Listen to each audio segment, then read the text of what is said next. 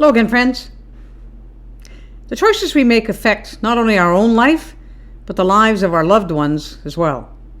When we do not see God or acknowledge that He exists, then we're choosing to rebel against Him. And if we're not loving God with all our heart, all our soul, all our mind, and all our strength, and loving our neighbor as ourselves, then we're choosing to disobey God, and this will have a negative impact on all our relationships.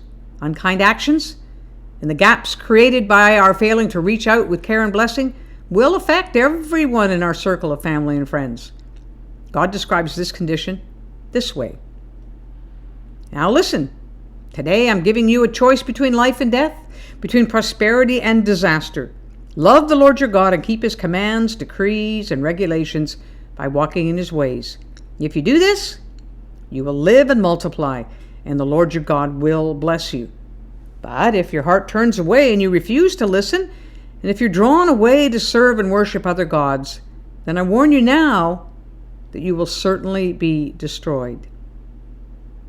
Well, to a sensible person, these would seem like easy choices. Life over death, prosperity over disaster, blessings over curses. Unfortunately, many of us choose to follow our own ways and desires and suffer the harmful consequences of doing so. Why?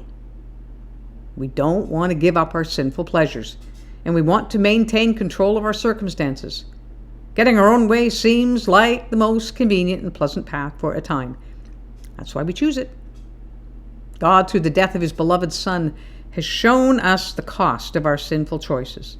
Jesus died a punishing death on a cross to pay the price for our sin.